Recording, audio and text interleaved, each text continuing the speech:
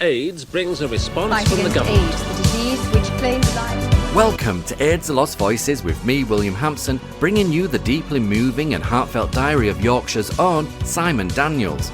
Diagnosed with AIDS in 1993, Simon's personal reflections were a regular feature in Hull's Daily Mail newspaper, offering an unfiltered glimpse into his experiences of fear, hope and resilience. Digits ready? Let's go. Simon Daniels was a gay man from Hull in East Yorkshire who was diagnosed with HIV/AIDS on the 5th of October 1993 at the young age of 32. Over the course of his life, Simon played a significant role in HIV/AIDS activism, including serving as chairman of AIDS Action in Hull and as director of the national support group Body Positive East Riding. Under the pseudonym John, Simon began writing a weekly diary column in 1995 titled Positively Speaking for Hull's Daily Mail newspaper. In the previous episode, Simon, writing under the alias John, candidly revealed his HIV diagnosis in his weekly column. He detailed the emotional challenge of informing his mother and recounted the discrimination he encountered when seeking dental treatment, highlighting the stigma that still persisted. Simon also shared his experience of sharing his HIV status with his friend Ian, as well as the varied and often painful reactions from others who found out about his HIV/AIDS status. His diary also touched on the poignant news of his friend Pepper's passing from AIDS-related complications, a sombre moment marked by his last sighting of Pepper in a hospital bed on BBC's Panorama. The episode concluded with Simon inviting readers to weigh in on whether he should continue using the pseudonym John or reveal his true identity. Now that you're up to speed, I shall let Simon, in the name of John, tell you the rest. 7th of November 1995. I have always tried to look at life and its extraordinary uncanny perception of reality in a productive way, as many of you will know. Nevertheless, society never fails to amaze me, and there is always someone who can take me by surprise. Take the other day, for instance. I was working quietly at home when the telephone rang. On the other end of the line was a lecturer friend of mine.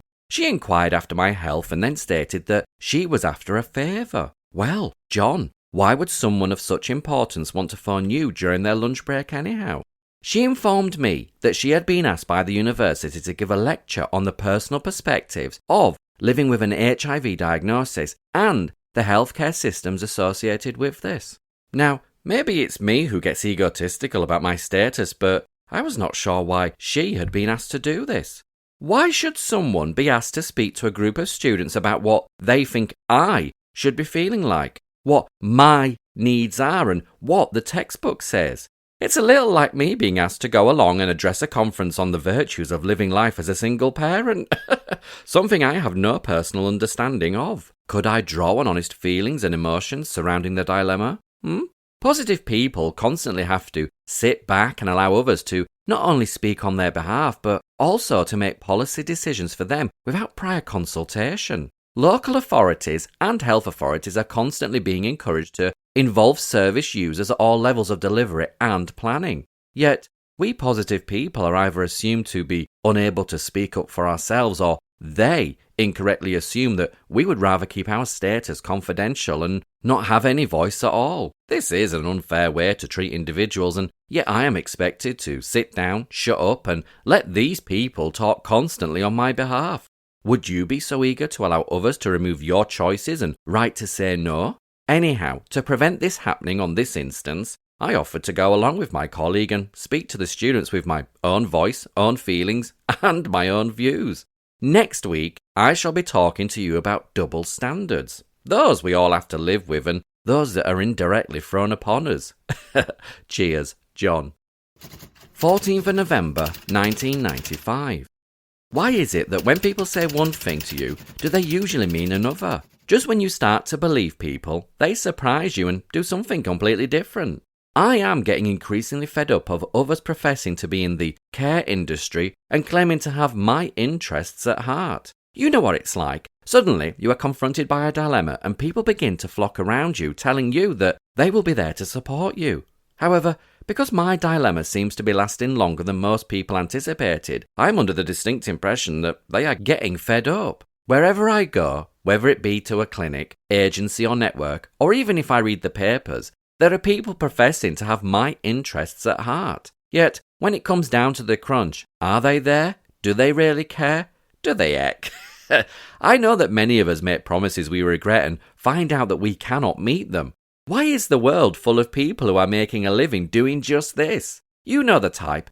I'll do anything for anyone, so long as it does not mean that they have to do it themselves. Constantly, I meet people who do this, and I suppose that they, for whatever reason, cannot see what it is they are doing wrong. Oh, maybe I am wrong and I have just had a bad week, but I do get so fed up of these people stating one thing and then doing exactly the opposite. It's as if I have to keep on reminding people that my status is never going to change. A prime example of this was earlier on in the year when I was admitted to hospital. People who had not spoken to me for ages and hadn't bothered to call round to see me at home all of a sudden began to take an interest in me. They began to telephone the hospital each day to inquire how I was. As if the nurses were not busy enough, they had to keep talking to these people who, for the best part of 2 or 3 months, hadn't really given a monkey's uncle how I was, where I was, or indeed if I had any support around me at all. Yet, because I had suddenly moved into a high-profile area, one that's respectable, they suddenly took an interest. Is there not something to be learned from this? I ask myself. Actually, there is. You see, the day I left the hospital, these people stopped their contact with me. Apparently, this is something to do with being reactive instead of being proactive. I call it getting your name heard in the right places by the right people. Personally, I would say that the Queen has more standards flying at Buckingham Palace. Many would say I'm being overreactive, as that individual who is dying and has a grudge against society. I don't think so. Do you? I think I'm making a point that many often do, but usually under their breath and not openly. Service providers, watch out. I'm feeling quite contentious and isolated. I do not want you to sit back and wait for me yet again. Make it a first and become responsive and responsible for a change. Cheers, John. 21st of November, 1995. Okay, first things first. I want to say a really big thank you to all you people who answered my request for advice a couple of weeks ago. I have been overwhelmed by the terrific response shown by readers of this column, and I shall be revealing the answer to the important issue of whether or not to reveal my true identity in next week's Body and Soul. But on the important things, unfortunately, I have had yet another bad week. I seem to have suffered another bad drug reaction. Thankfully, my mum called round and found me, again, and got my GP to come out and help. And although I still have a raging fever, a nasty skin rash, and a chest that you could quite easily do your washing on, I'm feeling a lot better than I was the other day.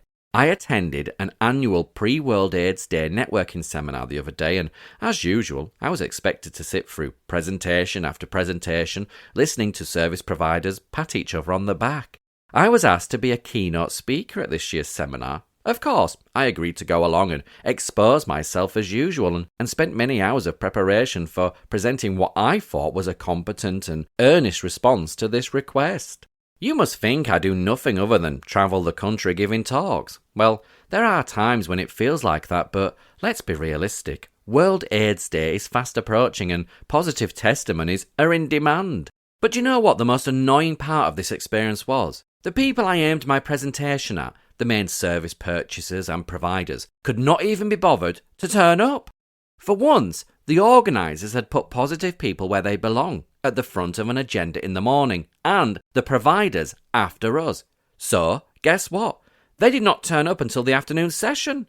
I feel cheated and appalled that people who sit in cosy little offices on comfortable salaries expect me to sit and listen to them blowing their own trumpets, but can't even be bothered to get from behind their desks to listen to me. So, in my limitless wisdom, I paid them the same tribute and went home when they were doing their bit. Besides, Ready Steady Cook is far more entertaining and much funnier. I probably contradicted myself by ignoring them when I am always saying that we should be involved in service planning and provision. But they have just reinforced, not only to me, but to the many who did listen to what I had to say, that they cannot be bothered about positive people. I still have my pride and dignity and shall be able to survive without them. I shall be taking my virus somewhere else to be treated, so let's see how they like that when they lose yet another statistic. Well, they don't deserve someone as special as me to look after, do they? See you all next week when we shall be revealing whether or not I will be coming out. Cheers, John. World AIDS Day, 1995. Okay, first things first. If you are reading this column and have not been out and bought your red ribbon yet, then go and do so. Local shops, pubs or clubs are selling them on our behalf. Remember to wear it today, an International Day of Remembrance, awareness and commendation for those affected and infected by HIV and AIDS. If your next door neighbour, work friends or relatives are not wearing one, then encourage them to do just this, for me if no one else. And if any shopkeepers, landlords or chief executives are reading this, then ensure your staff and your window displays are showing support to us on this important day. It would be nice to be able to walk through the town centre today and see so many people showing solidarity in their awareness and fight against the spread of this awful virus. As you can imagine, I have a fairly busy time ahead of me over the next few weeks. So many people want to talk to me and discuss their own attitudes and personal fears regarding the virus. I was in London the other day attending a press launch and awareness day on the theme for this year's World AIDS Day. Gosh, I am getting famous. Or should that read infamous? And was invited to attend the concert in London tonight, which will be attended by Princess Diana, entitled a Concert for Hope. Many pop stars and famous people will be there showing their support to HIV-positive people and those living with AIDS. However, I had to refuse this kind of invitation. I'm sure I must be going senile. This paid trip of a lifetime was one I would have loved. Would you have been so eager to turn down such an offer? And why did I? Well, if truth be known, I feel my place on this World AIDS Day is to be with my family, share with local people and offer support to my dear friends locally who, like me, live each day with the HIV virus. Tonight, instead of celebrating with everyone in London, I shall be here in Hull. So, while I quietly light my candle in Queen's Gardens, I shall be thinking of not only missing such a fabulous concert, but also for my friends who have died this year. I have actually lost 15 friends this year to AIDS-related illness. Garda, Jean, William, Moira, Paul, Matthew, Mary, Julie, Martin, Ian, Peter H., Colin, Andrew, Susan, and Steve. I shall be thinking of their families and loved ones. I shall be thinking of the future and what it holds for me and wondering, will I still be here this time next year? Will I be strong enough to survive the continuing ignorance, the arguing and patronising comments? I shall be thinking of you, about your expectations and also hoping for your understanding. So many people have influenced me over the past few months and they have helped me to achieve many things. Things I never dreamt were possible, have made me into the wholehearted person that I am today. Many people during the past few weeks have encouraged me to move on and many have inspired me by their comments. I thank each one of them for their support. This is what shared rights and responsibility is all about. I share with you because I want to, not because I have any responsibility to do this. We have gained a mutual trust in each other and I thank you for this. The only difference between you and me is a simple word, one that has changed my personal evaluation of the world and my presence within it. My problem is that I have tried for so long to do battle with this word and fight a system and society that continues to ignore and deplore my existence. In order to help me with this, I have thought long and hard about how the word HIV can mean something different for me and hopefully for you too. The answer is simple when I thought of it. I no longer have the human immunodeficiency virus living in my body. I am simply a helpless, innocent victim. Helpless because so many people do not know how to react and continue to fail in recognizing the dilemmas associated with a positive diagnosis.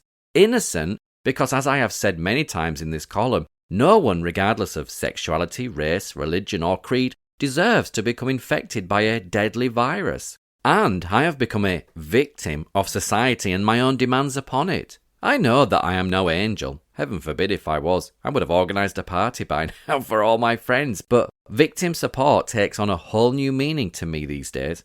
I know I make light of things, but that has helped me to survive and stay strong for you and my family. Please share my World AIDS Day and I look forward to seeing you all tonight in Queen's Gardens. Take care until next week. With love and respect, John. 5th of December 1995. Well, another World AIDS Day week is thankfully over. At least we should be able to get on with our lives as normal again. I recall earwigging on a conversation a couple of weeks ago when someone in the industry commented, "Thank goodness this only comes around once a year." My, how right they are. I couldn't go on at that pace I have done over the past few weeks before I too would have ended up burning out. The thing I want to know is, do you really think that is the case? Surely awareness, information and support needs to be available each week of the year. Only last week, World AIDS Day week of all weeks, I had to attend yet another funeral of a friend of mine. He was young. He was a company executive and was also a member of one of the support groups that I belong to. I've become increasingly fed up and worried about my newfound hobby. I would much rather collect stamps or beer mats. Instead, what do? I attend my friends' funerals and memorial services. Steve was kind, caring and a very considerate guy. He spent many hours with me after my initial diagnosis, listening to my fears and reassuring me when necessary.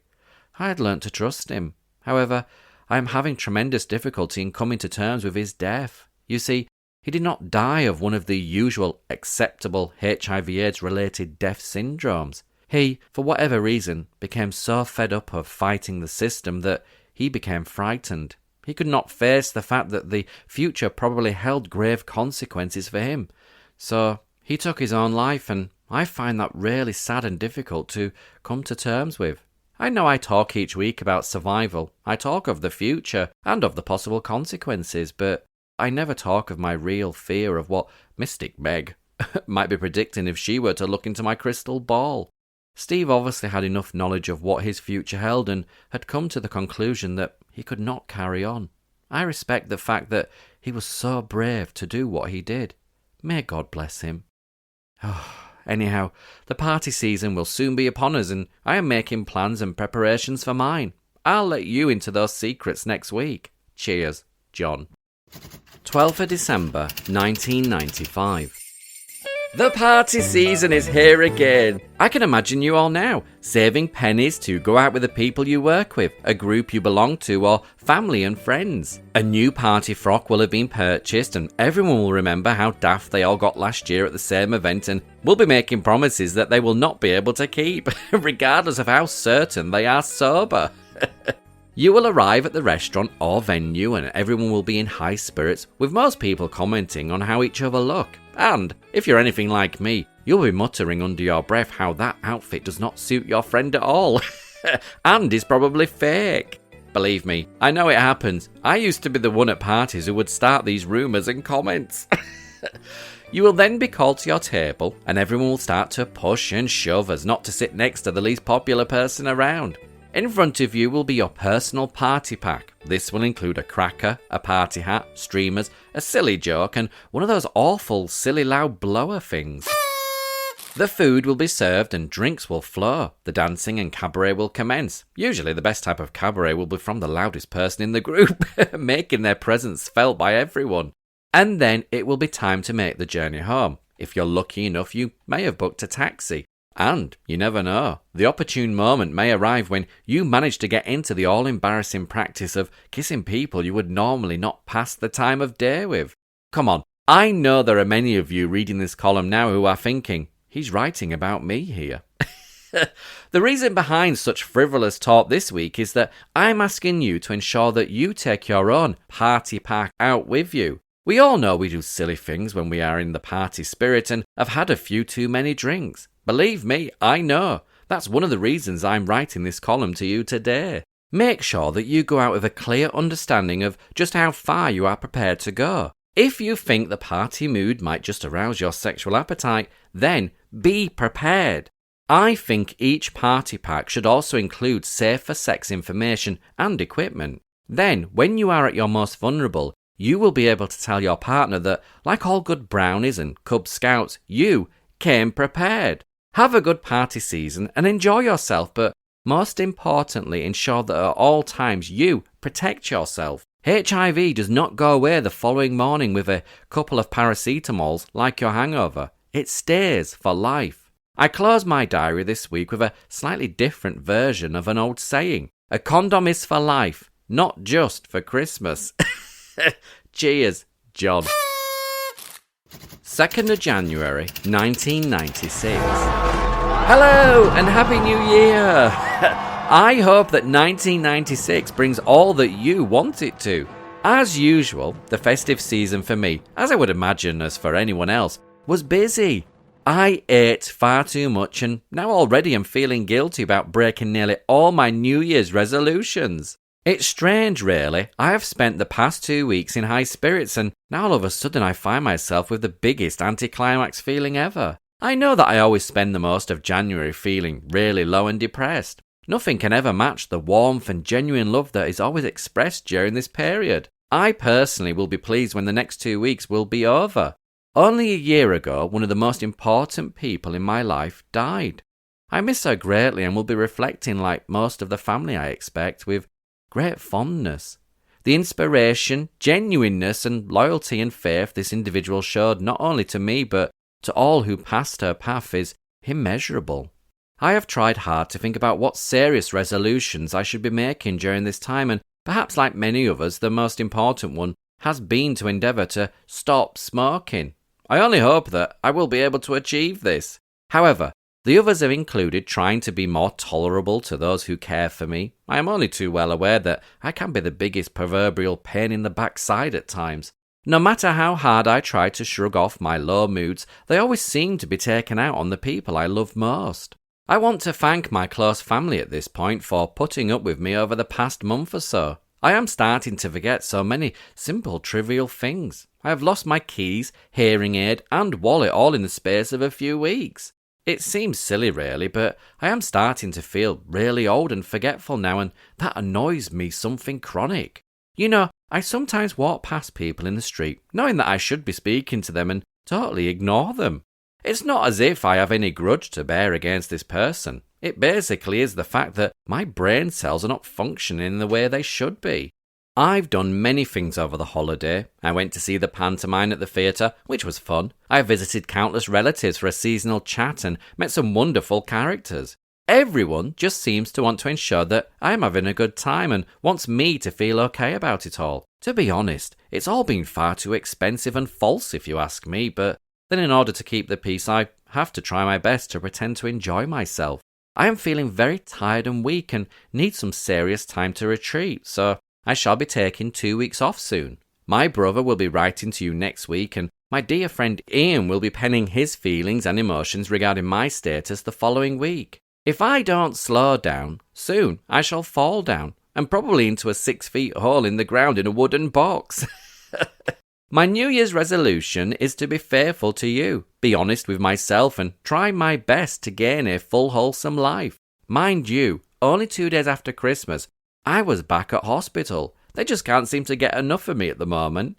On a final note, I really want to thank Maggie, Audrey, my mum, and Matthew, Mark, his twin brother, my brother, and my other brothers and sisters for their love and understanding of my erratic mood swings and for trying to accommodate these into their own personal agendas. I love them dearly and shall try my best to watch out for these. I hope that you too had a good time, and I look forward to writing to you in a couple of weeks' time.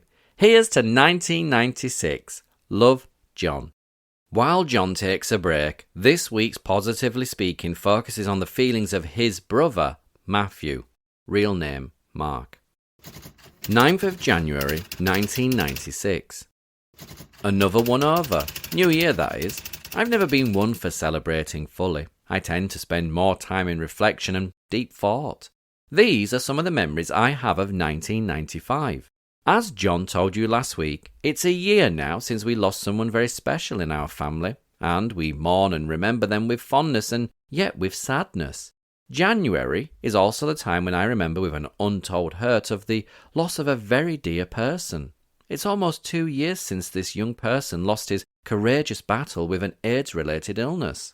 It's been a pleasure this past year to have John call me on the phone and run through what he's wanted to say in his column. There are times when I like what he says and others when I don't. But I don't dissuade him. It's his column, and he writes what he wants. Maybe he does shock some people or upset them, but at least he has the opportunity to say what he really feels. He does not speak on behalf of other people infected with HIV, but gives an insight into what it's like to live with the virus daily.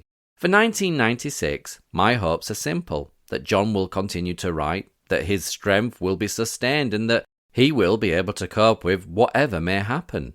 John gives support and encouragement to many, and we as a family share with him in that. He does a great deal of work with others affected by the virus, but this is something he does not write about. He's the Good Samaritan, the angel of mercy, but he comes out of it as the unsung hero. My fears for John are that he will continue to be stigmatised and discriminated against, not only by people who are ignorant about HIV and AIDS, but also by those who should know better. People with HIV and AIDS need support and love, so, readers, please continue with your support. John really enjoyed receiving the letters that you wrote to him over the issue of whether or not he should reveal his true identity. So if you spare a few moments, don't hesitate to put pen to paper and continue to show your support. Even drop him a postcard when you go away. It is the support of all of you, as well as his family, that keeps him going and makes his life worth living. Matthew. Then, before the publication of the following week's column, the Hull Daily Mail, on the 12th of January 1996, ran the headline, Male AIDS Diary column wins National Award, where they report. A column in the Hull Daily Mail written by a man suffering from AIDS has received national recognition. The weekly column, called Positively Speaking, which charts the ups and downs of a Hull AIDS patient, has been praised by the Pink Paper, the national paper for gay and lesbian issues. The weekly diary is written by John, not his real name, and over the 7 months he has compiled it, he has won many plaudits. This Sunday sees John receiving yet more recognition for his work when he takes part in a national broadcast on Radio 4, which will focus entirely on his writing. John believes it is about time his column and the Hull Daily Mail received the recognition. He said, quote, "It was a brave, innovative step by the Hull Daily Mail. No other regional paper has tackled the issues of HIV and AIDS, and it deserves credit for that." End quote. John believes the column is given greater credibility by his honesty and the fact that he is actually suffering from the condition. Quote, "The paper gives a voice for people with HIV and AIDS, and people respond to that in a positive way. People read it and take note of what I'm saying. In Hull, people are becoming quite protective towards John. They are coming to terms with this terrible condition." End quote. Despite his newfound fame, John says he will not become sidelined. His column will continue to tackle the prejudices and fears of the general public. He added, quote, "I try not to be negative, but it's not being written by the third party. It's being written by me as I see it." End quote. John's Positively Speaking column appears in the Mail's Body and Soul Tuesday supplement. Women's editor Jo Davison said, quote, "I'd interviewed John and he raised the subject of awareness and the lack of it. So, together we decided that his weekly diary may create more awareness, and this seems to have been the case. We have had a lot of supportive letters." End quote. While John takes a break, this week's Positively Speaking focuses on the feelings of his friend Ian. 16th of January 1996. It is a day I shall not easily forget. It was over our weekly lunch date at the Chinese when John announced he was HIV positive, and it was like a thump in the gut. This was the first time anyone had told me they were dying. I'd always thought I was a fairly hard person. Working in the hospital service for years, I had been close to the dying so often, but had also seen the heartache of relatives and friends, living in the hope and belief that a treatment or cure could ensure a continuation of life. This was different, for here was the patient himself telling me his death was inevitable as there was no known cure. The news confused me. Should I take any precautions? I wondered. A bit silly when you only met for lunch and spoke on the telephone, but that thought was there. John had prepared himself for my reaction and became light-hearted, jesting about his funeral tea.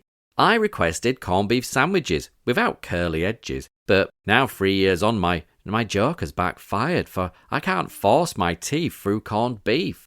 I will admit, with shame, that 3 years back I was deeply troubled by my friend's news, and even though I was very much AIDS aware, I realised I wasn't in control of my acceptance of the situation. I am sure there will be many readers of John's column who feel disgusted and hurt when I admit, with the greatest of head-hanging shame, that after John's first visit to my home, I felt it necessary to pour boiling water over his mug. Oh, sorry, John. In those early days, I was an ignorant and two-faced support for you. Even with all my teaching and knowledge, I felt threatened. Thankfully, though, it didn't last long, and I have ceased to let John's condition affect my life. But I often wonder just how many people are still as afraid as I was. What can I say about sharing a friendship with someone like John? Well, from the selfish angle, I refuse to let HIV and AIDS dictate our friendship. And yes, I am concerned for John's continuing health, but our meetings and conversations are not organised around the threats that hang over John. We are able to laugh, joke and share a hope. And it's ongoing, for John helps me to help him. His courage comes through to me, and in turn I am able to reflect that support and encouragement. A few weeks ago, we raised our voices to the heavens at a carol concert, and as I read my carol sheet, I picked out so many words which seemed to refer to our lives and friendship. This was the second Christmas we have joined together in celebration, and I hold within these seasonal words a future of hope, not just for John, but for the growing thousands like him. Anyway, I will end by making a promise to John and myself. I will make every effort possible to improve my vocal talents for the 1996 carol concert. 23rd of January, 1996. The recent spell of cold weather has certainly taken its toll on most of us, hasn't it? I can't remember feeling so cold for so long. Mind you, thanks to the wonders of modern technology and the fact that my central heating system is serviced regularly, I have been able to keep reasonably warm most of the time. However, most nights during the past few months, I have rarely gone to bed without first putting on my trusty friend, the sturdy, efficient electric overblanket, for half an hour first. Because I closely follow the instructions, I never sleep with it on and usually wake up in the morning feeling just as cold. Try to imagine, though, what it must be like to wake up during the night and have to change the bed, your night clothes, and sometimes also have a bath. I have to do this quite often, and I can say with honesty that it's not because I have become incontinent. It is because of one of the commonest and least talked about side effects of active immunosuppression in HIV-infected person, night sweats. They have become second nature to me and have also taken their toll on my living pattern. I quite often wake up at 3 a.m. drenched in sweat, the bedclothes wet, and I have no alternative but to change the sheets and duvet, have a bath and attempt to get back to sleep refreshed. During the cold weather, this is becoming increasingly annoying. Imagine, however, what it is like during the summer months when I rarely have a complete night's sleep uninterrupted.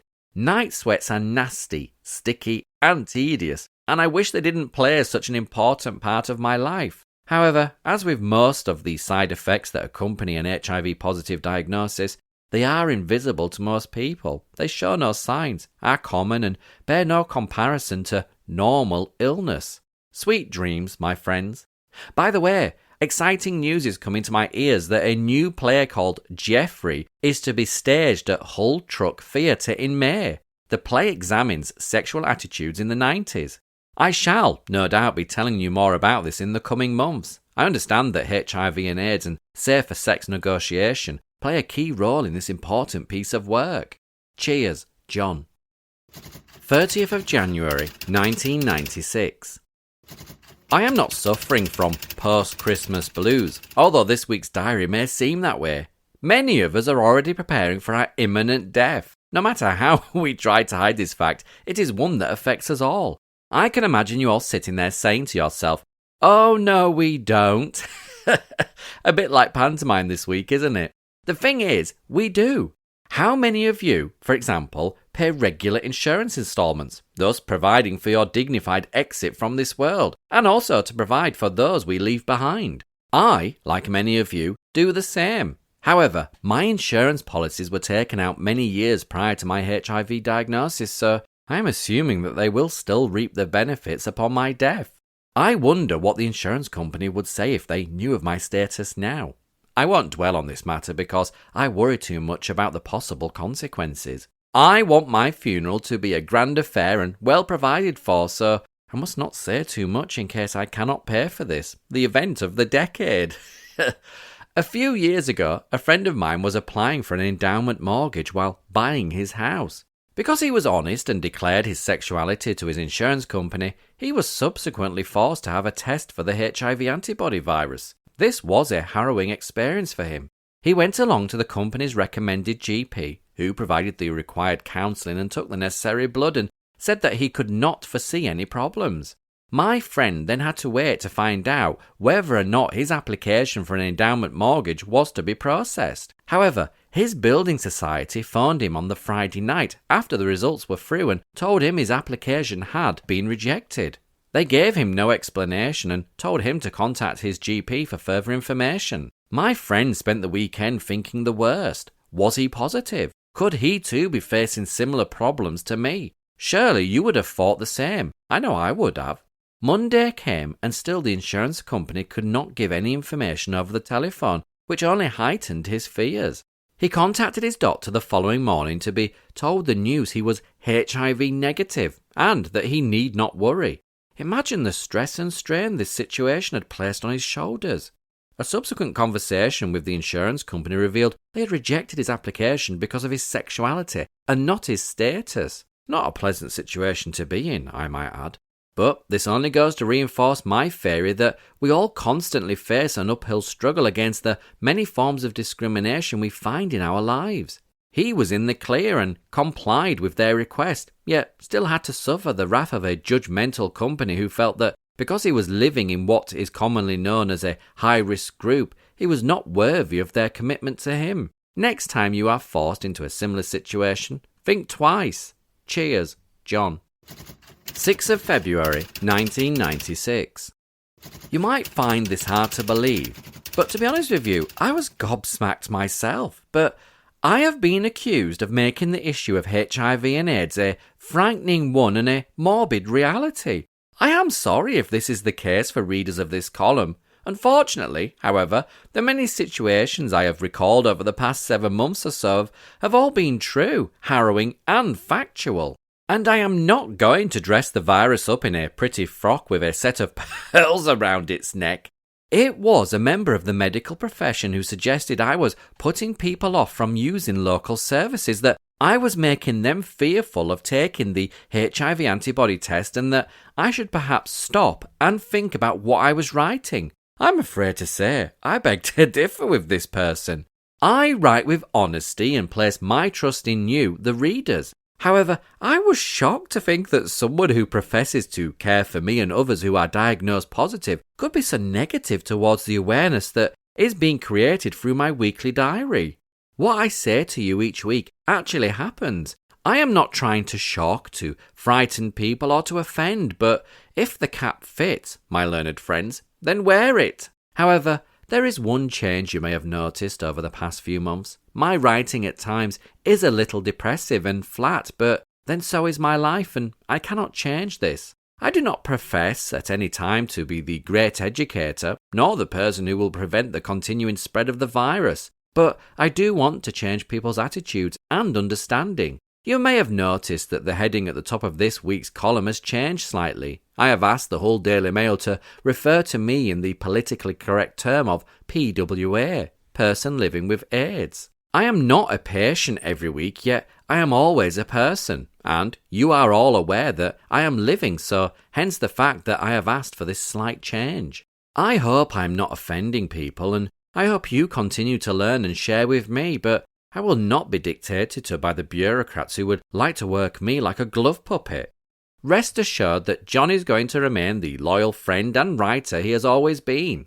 Incidentally, my health has suffered a knock in the past couple of weeks. My CD4 count, the white helper cells that help assess the active level of immunosuppression in my blood, is dropping. I have a terrible chest infection that I cannot shrug off, and I am feeling a lot weaker. However, I shall try and fight this in my usual way. Perhaps it's just the weather. Well, that's what I'm telling myself. Next week, I shall write about HIV/AIDS and spirituality, and how my diagnosis has affected my faith. Cheers, John. 13th of February, 1996. How many of you say your prayers each night? Indeed, how many of you attend a regular place of worship each week? I used to, but because of my nature of my sexuality and indeed my current status, I do not feel I can attend any place of such gathering. As a young man, I was brought up in a Christian household that believed in the Ten Commandments and that the Bible was the scripture by which we should endeavour to live our lives. So, as you can imagine, the setting by which I hold my uncertainty and feel anticipation is strong. The Bible condemns homosexuality, and therefore I have never felt comfortable attending a place of worship and having to justify my very existence. Even more so now that I am HIV positive. I am sure that many people would see my return to the fold as a last chance for forgiveness and acceptance. A while ago at Positively East Riding, we started to look at the spiritual needs of those of us who were HIV positive. What were we looking for and what did we want? Acceptance, I think, was the major problem that group members felt was worrying them. We live in a society that has severe problems in understanding and accepting the needs of HIV-positive people. The same society that used to whisper the word cancer 15 or 20 years ago. I would like to think that God still loves me. I would like to occasionally attend a place of worship and not have to justify myself. I try to live an honest lifestyle, but would not want to be seen as the leper who needs healing and redemption. I am happy being gay, but then I have no choice. I was made this way, and I have no real problems regarding my status. My needs are simple. Let me come to your table and share with you. This is by no means a plea, nor an admission of guilt. It is merely me asking a question that has been troubling me for years. Cheers, John. 20th of February, 1996. And just as a side note, the letters that John references in this diary entry can be found on the Extra T blog. Oh, gosh. Some people most certainly live in sheltered and blinkered little worlds, don't they? The recent outbursts on the Hull Daily Mail letters page from people who have read this column have not surprised me, but have saddened me greatly. I am amazed that people living in the 1990s are still as shallow and bigoted as they were many years ago. Some of the comments and attitudes I have had to suffer over the past few weeks have amazed me to the point of despair. There are still so many people in society who, because of ignorance and shallow-mindedness, are making the incorrect assumption that living with an HIV diagnosis is something I should be ashamed of. That is self-inflicted through my immoral lifestyle, and that I deserve everything I am going through. I did not choose my lifestyle or my sexual orientation, nor did I choose to become infected. I am a normal guy. Well, I think so anyhow, trying to cope with the best that life has dealt me. Of course, things would have been easier for me had I contracted lung cancer, another deadly and often self-inflicted terminal illness. You do not have to smoke to contract this potentially fatal cancer. Passive smokers are just as vulnerable. However, you do not have to engage in what some people see as perverse acts to contract HIV either. I am only too well aware that HIV can be passed on to people who, for whatever reason, feel they're immune to the virus. Do you really think I enjoy writing this column each week? Telling people the difficulties I encounter on a regular basis in my endeavour to have a normal lifestyle?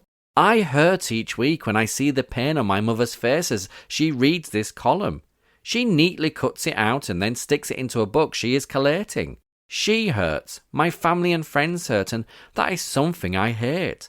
They are the real people who suffer the wrath of HIV/AIDS, not me. I have accepted my diagnosis. I no longer worry about the inevitable and try my best to dismiss the harsh reality from my mind. To those who are still living in the blinkered world thinking that HIV is a gay disease, I recommend you find out more information and educate yourselves. To those who incorrectly assume that I have no feelings, I suggest that for one tiny second you try place yourself in my shoes. I am 33 years old. I am dying, not because I made one mistake. I do not ask for anyone's sympathy, but I would, however, be grateful if I could get on with my life and not have to constantly justify my existence. If the idea of HIV/AIDS is so repulsive to you, if the idea of my lifestyle upsets you, then I suggest you stop reading the column and let those who want to learn and to share get on with it. If you have any serious worries on the subject, then there are many telephone lines, both locally and nationally, who would be happy to talk to you about your fears and concerns. Cheers, John. 27th of February, 1996. I've made some major decisions this week, some of which I want to share with you. I am undergoing some respite care, and as usual, the staff are doing an excellent job at ensuring that my personal, physical, and emotional needs are being attended to. I decided that the time was right for me to take this break. I yearned for the peace and tranquility. I needed this space to think things through. So, along with my trusty, feathered friend, I have booked in for a couple of weeks of self-indulgence. I have started to make some important decisions regarding my health, my prognosis, my future, and most importantly, my future happiness. With regards to my health, I have made the informed choice to stop all medication immediately. No longer do I want to walk around rattling like a chemist's shop. My days of visiting the hospital at least twice a month are over. I shall now be able to experience my health at my own expense and not at the expense of the NHS. I suppose you could say I have decided to drive my own car now, planning the route myself, taking a natural course, and no longer allowing the doctors to use their own roadmap.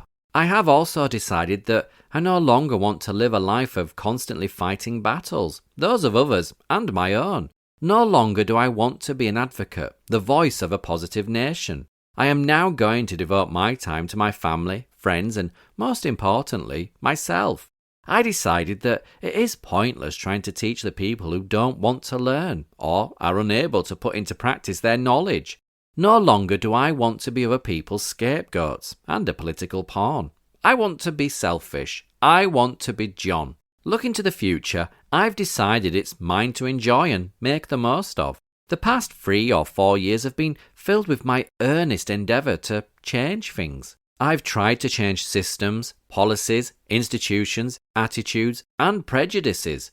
Quite a tall order for somebody who, in the eyes of the state, is severely disabled and is suffering from a terminal illness. My battle is with myself. My strength shall be my own, and my future will be determined by my inner soul. My goodness, I bet there are a lot of people out there who are breathing great sighs of relief. Yes, I have thrown the towel in. I've had enough. Victory to the system. The HIV/AIDS industry won. John lost. Not even a score draw, eh? I'm not giving in completely, though. I'm just going to stop fighting an institution that never lets anyone win. One that never lets ordinary people like you and me have a say. Mind you, I bet the Regional Health Authority won't be returning the estimated £25,000 they allegedly received for me as being a diagnosed positive person living in their catchment area. I have relinquished my involvement in nearly all my voluntary activities. I stopped using the support services available after the pathetic show of apathy from major service providers during last year's World AIDS Day events. I've also stopped going to my local sexual health clinic since I decided that the health advisor there patronises and undervalues positive imagery at all times. So, alone I stand. I'm left with my family, friends, your support, and my faith and trust in myself and ability to fight this virus. Coming weeks will tell you how I'm doing. Cheers, John. P.S. At the moment, the words of author Dale Peck seem to sum up my feelings. Quote, everything tells me that if I want to survive, I have to find a middle ground, a place where I can stand and not feel as if on one side a vast open prairie waits to engulf me in immense emptiness. I don't know what the place is I'm looking for. I only know what it's not, and it's not that. It's not all or nothing. It's something, but it's not that. End quote. 5th of March, 1996. There have been many times over the past few weeks that I have seriously considered stopping writing this column. I feel that I have exhausted the scope of telling you just what is happening in my life. However, after talking to several people during my recent spell of respite care, I have come to the conclusion that there is still some worth in my continuing. I have talked to people who never thought that they would one day meet John. One woman said that she had nothing but admiration for the column and the Hull Daily Mail for allowing it to be printed. It had helped her and her family realise and accept the reality of living with such a diagnosis. It gives them a focal point upon which to talk about issues that would not normally be discussed in her household. I did not realise how effective the column was, and thank all the people who have offered support in allowing me to come to the conclusion that maybe I should persevere and continue putting pen to paper for the foreseeable future. On a more personal side, I am still managing to cope with the ups and downs that life continually presents me with. I have now finished my respite period and am busy sorting out the house after leaving it for so long. I had plenty of visitors while in respite care. It was good to see so many people showing their support and taking time out for me. Now, though, it is back to reality. It came as a bit of a shock when this morning I got up and had to make my own bed again. Something I hadn't done for 2 weeks. I am also busy learning my lines for a play that is being staged at the Hull Truck Theatre in May, entitled Jeffrey.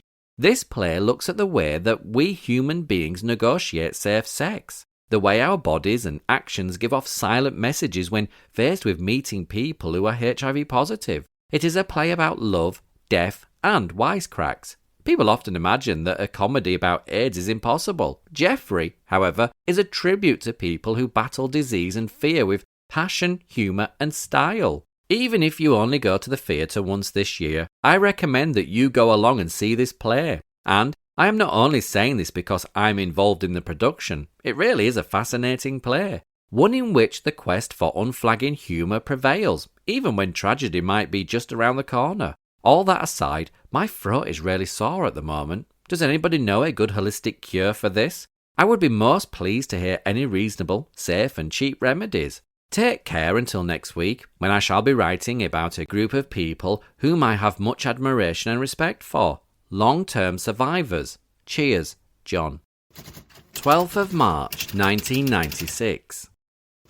Within our close circle of HIV-positive people, we have a very special group who call themselves long-term survivors. To qualify as a member of this group, you have to have been diagnosed positive for 5 years or more. As you know, I have 1 more year to go before I can join this group.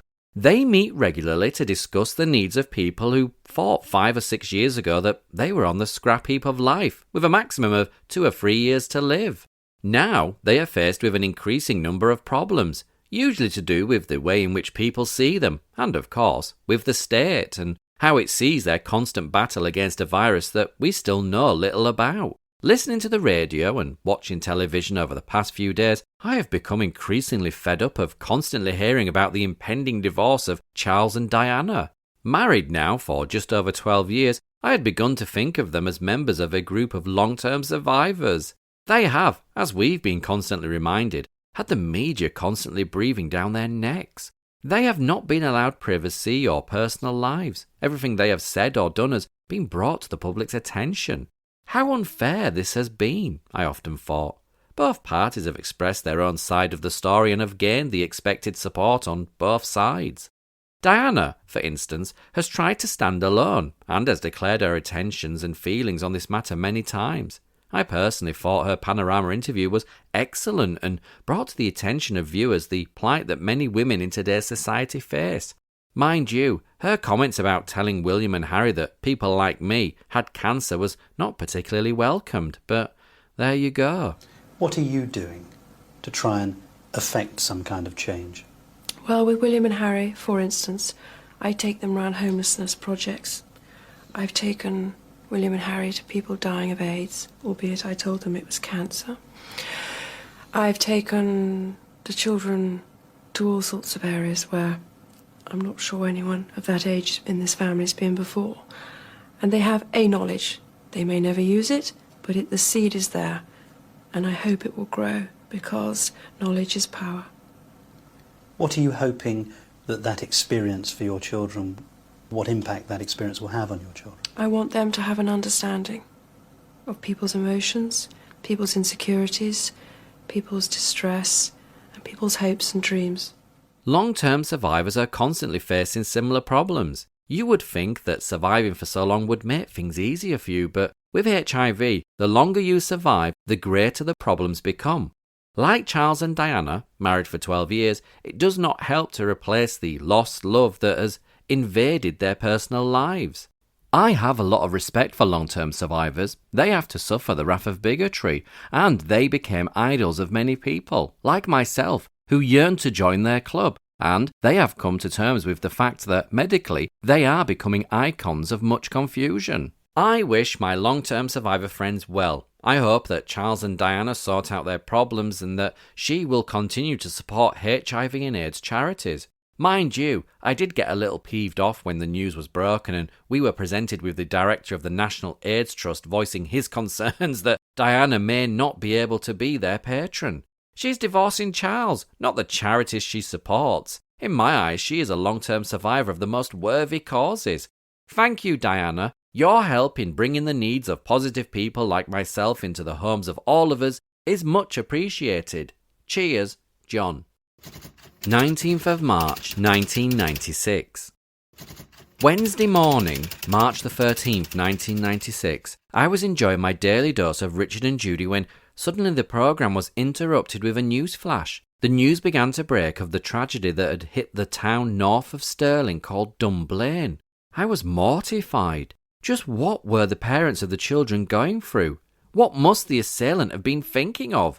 How can somebody casually walk into a primary school and commit such a crime? Similar tragedies have affected me, Hillsborough, Lockerbie, Canary Wharf, to name but a few. I sat and watched the 6 o'clock news last Wednesday and tears began to roll down my cheeks as I witnessed the fear, anguish and pain on families' faces and listened to the tributes paid by all sides of the House of Commons and messages from world leaders alike. A numbness began to invade my thoughts. I was not angry, I was not horrified, I was just sad. I wanted to do something, but for who? The victims' families, the people of Dunblane, or for myself? A sadness like I have never known began to take over my thoughts. Just what can we do in situations like this? What is the best thing to say? How can we help? My own pains and problems began to pale into insignificance. I became aware of the fact that HIV played a very small part of my own existence. It seemed so trivial and meaningless. I know there are times when I become so full of self-pity and self-centeredness, but tragedies like these remind me only of other people's pain. Nothing I can say will help. Nothing I can do will ease the pain. However, I can share in the distress and silently pray and give thanks that I am lucky enough to be still here. The fact that I am allowed to share with you each week makes my life as a HIV-positive person living in Kingston upon Hull easier. I know I have friends and family to support me, and for that I am thankful. Dunblane, a name I had never known before, has been engraved in my mind forever. I expect these feelings will never go away. I am only grateful that, along with the help of Joe Davison, the Hull Daily Mail, and you, the readers of this column, I shall never have to face the consequences and turmoil that so many people in Scotland are now feeling. Cheers, John. 26th of March, 1996. Have you ever sat down to write a letter and no matter how hard you try, how much you have to say, it never really gets onto the paper and the letter is never written? The compilation of this week's diary has been like that. This, as they say in the film industry, would be take 4. I had an idea of what I wanted to say to you this week, however, circumstances prevented me. On Thursday, the 14th of March, the Hull Daily Mail published a letter regarding this column from one of the local service providers for those affected and infected by HIV and AIDS. And this is where my problems started. My immediate reaction was to bite the bait and respond. I felt hurt that an agency that is supposed to offer support felt the need to publicly pat themselves on the back again. But I will not use this column as a means to fight petty political battles. Needless to say, I shall be sending a copy of the proposed article for this week to the new General Manager of AIDS Action North Humberside and its executive committee members for them to hopefully address the issues on a more personal level. Maybe then they will be able to see that my comments were not meant to knock their personal achievements or hard work, merely to point out the fact that HIV-positive people need to be considered and acknowledged in future plans for celebrating what is internationally recognised as being their special day. In comparison, it's a little like me being asked to organise a seminar for the needs of parents and children with hearing problems without first consulting the individuals themselves. Arranging for interpreters and a communication specialist to be present and not looking at the physical needs of those coming along to my seminar. Anyhow, on a lighter note, I have been in communication with an international star this week. On Monday morning's Richard and Judy show, Patrick Stewart, alias Captain Jean-Luc Picard of the Starship Enterprise, was talking about his part in a film to be released called Jeffrey. Gail, a friend of mine, wondered if we should contact him and ask for support in our forthcoming production of the stage version of this film. We did, and Mr. Stewart has agreed to endorse the play and offer his support. He believes in the message the play delivers and has offered to help us in some way. Gail was instrumental in getting this sorted out for us, but we are grateful to Mr. Stewart's offer of support. Cheers, John. You can also learn more about Simon Daniels and read his diary columns and supporting articles on the Extra Tea blog. You can find the link in the show notes. If you've enjoyed this episode, then don't forget to like, share and subscribe. Until the next episode, you can find me on Instagram at The Lost Boys of Soho.